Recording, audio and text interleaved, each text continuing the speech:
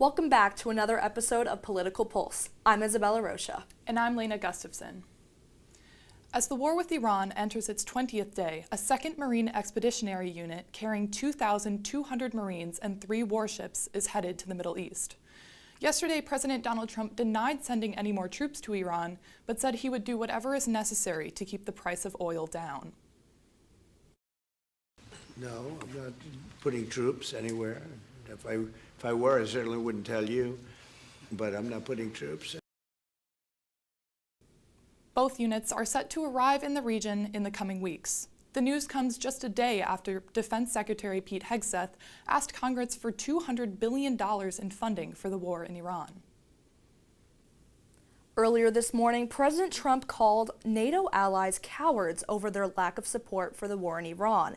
These countries have recently complained about high oil prices. Trump has been calling for them to help secure the safety of shipping through the Iran-controlled Strait of Hormuz. He said in a social media post that without the USA, NATO is a paper tiger. Boston police officer Nicholas O'Malley faces a manslaughter charge in connection to the shooting death of a Dorchester man last week. Officers responded to a call about a stolen vehicle at 10 p.m. last Wednesday and performed a traffic stop on the suspect in Linwood Square. According to officials, the man did not comply with demands and a car chase followed. Police opened fire on the vehicle and fatally shot the man, identified as 39-year-old Stevenson King. O'Malley was arrested Thursday morning and awaits arraignment in Roxbury Municipal Court, where his attorney says more information will be released. Massachusetts Senator Elizabeth Warren has endorsed Democrat Graham Plattner for Maine's U.S. Senate seat. She says he is going to deliver change for working people in the Senate. Plattner is planning to unseat the 5-term incumbent, Republican Susan Collins. Warren is the 4th U.S. Senator to endorse Plattner, alongside Martin Heinrich, Ruben Gallego, and Bernie Sanders. Massachusetts Governor Maura Healey signed a new executive order aimed at lowering residents' energy bills. The order prompts energy agencies to pursue a wider range of resources to meet the state's growing energy demands. Healey said this will take the pressure off businesses and consumers while saving up to $10 billion. The bill also calls for the Office of Energy and Environmental Affairs to review solar and wind energy initiatives. In a public hearing on Wednesday, National Grid gas customers shared their opinions on the company's proposed 10% rate hike to state officials. The rate hike would pay for new gas pipes and a $14 million in waived charges from last winter. Many members stated they are unable to afford another gas price increase. The Department of Public Utilities anticipates a series of public hearings for this and is accepting public comment via email. After this break, we talk national news and hear from our business correspondent. Stay with us. Jason, let's go see your room.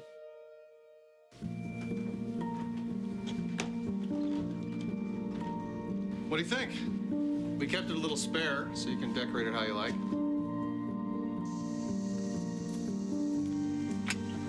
Dinner! Go. Excellent. Sorry for this fun. Yeah, I saw you guys out there. We're the family. Help out. Yeah! I thought you were on my team. Wait,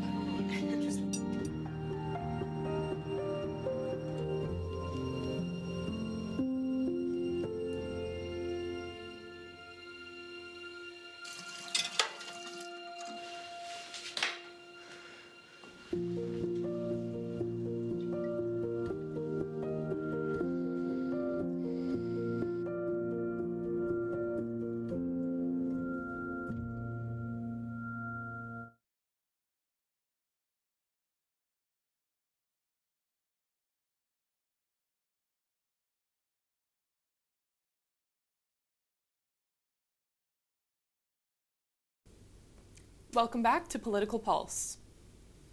Treasury Secretary Scott Bessent shocked the nation on Thursday, announcing that the United States may soon lift sanctions on millions of gallons of Iranian oil. Secretary of State Marco Rubio and Defense Secretary Pete Hegseth both currently reside at the base. According to U.S. officials, the U.S. military in Washington has been under a heightened alert level since the United States and Israel began strikes in Iran. The U.S. also issued a global security alert advising diplomats overseas to increase security. Several domestic military bases have been locked down due to unspecified security concerns. And I said, you know, if I do that, oil prices will go up, the economy will go down a little bit. I thought it would be worse, much worse, actually. I thought there was a chance it could be much worse. The news comes amid stock market fears of a global energy crisis after oil prices surged over 10% on Thursday. Prices have been on the rise since the conflict in Iran started on February 28th. Missile strikes on Wednesday and Thursday damaged the Ras Laffan natural energy export hub in Qatar, adding to the rising costs. Besant's announcement generated massive backlash on social media from both sides of the aisle. The FBI has opened an investigation on former counterterrorism official Joe Kent after his resignation over the war in Iran. If you are on the team and you can't help implement the decisions of his administration, he has the right to make those decisions, then it's a good thing for you to resign, and I think that's exactly right. He is under investigation for a possible leak of intelligence, according to individuals familiar with the situation. The FBI and Justice Department have often been found targeting Trump's critics and political enemies without enough evidence to do so. For more on Thanks, Bella. Disney's entering a new era as Josh D'Amaro officially takes over as CEO. This comes as the company's stock is down 10% this year. The executive succeeds Bob Iger following the company's annual shareholder meeting. D'Amaro previously led Disney's Park and Experiences division, and he says the company will focus on strength in streaming and theme parks, with Disney Plus as a key part of its digital strategy. Iger will remain on the senior advisory board through the end of the year. A prediction market company, Kalshi, is facing criminal charges in Arizona over alleged illegal gambling. The state attorney general, Chris Mays, accuses Kalshi of running an unlicensed betting operation and taking wagers on elections and sports. Kalshi denies the claims, saying its platform is a legal market and should be regulated at the federal level. This case could set up a broader legal battle over how prediction markets are regulated in the U.S. The weight loss drug Ozempic is about to go generic in some of the world's most populous countries. Novo Nordisk is losing patent protection in nations like India and China, which opens the door for cheaper versions of the drug. Experts say generics could dramatically lower costs and expand access to people with obesity and diabetes.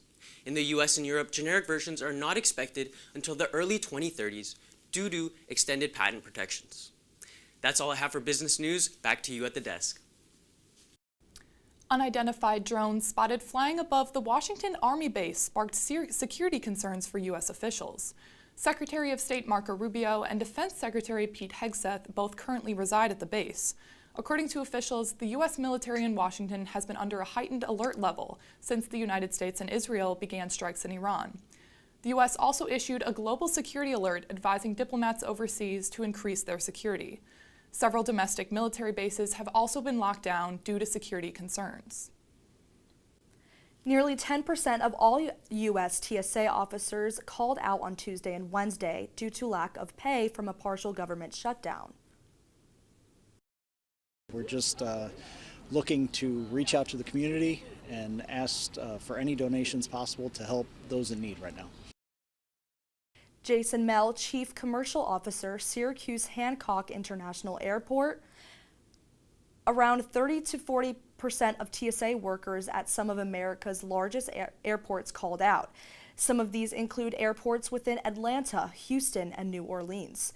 In Philadelphia, travelers found 3 of 6 TSA security checkpoints closed. There have been many unscheduled absences of TSA employees since last Friday, when they missed their full paycheck.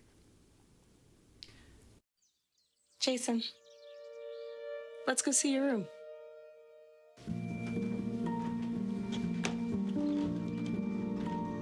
What do you think?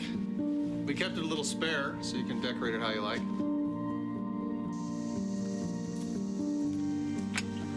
Dinner! Go. Excellent. Soccer is fun. Yeah, I saw you guys out there. We're the family. Help him out, help him out. I thought you were on my team.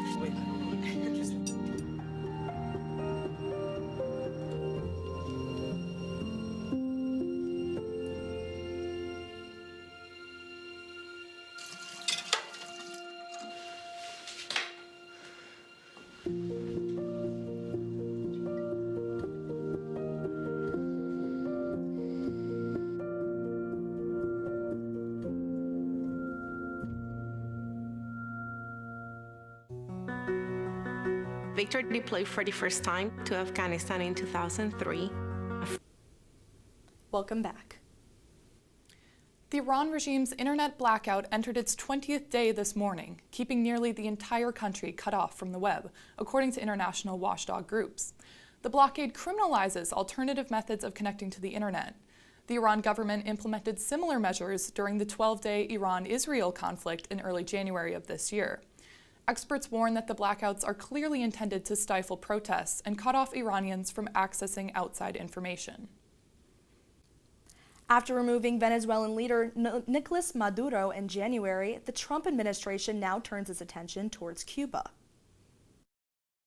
Having the honor of taking Cuba, that'd be good. That's a big honor. Taking Cuba.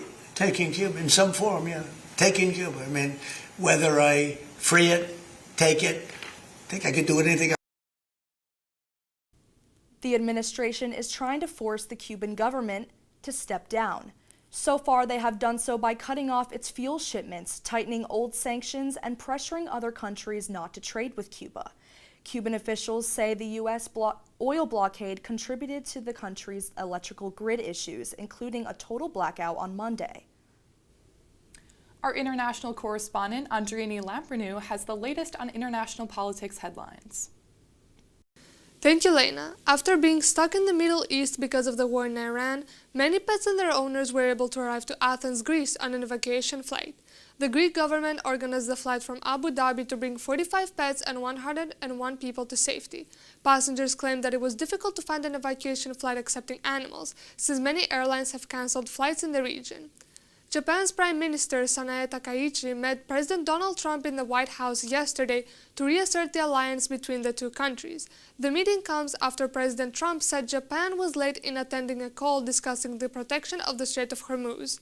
Tensions rose after President Trump mentioned the attack on Pearl Harbor. President Trump used the Pearl Harbor attack as an example to justify the U.S. secrecy around sending troops to the Middle East. Following a meeting in the United States, Congo and Rwanda officials agreed on future steps needed to minimize tensions. In eastern Congo, government-backed troops have been at war with Rwandan-backed rebels. The reasoning for fighting a mineral-rich East Congo. This week's meeting between the two countries ended with an agreement by both sides committed to peace efforts. That's all I have for international news. Back to you at the desk. Lawmakers and political groups across the nation react to newly surfaced sexual assault allegations against the late activist Cesar Chavez. We will remove Cesar Chavez's name from the holiday. We will remove it from the park. We will remove the bust and the plaque in his honor.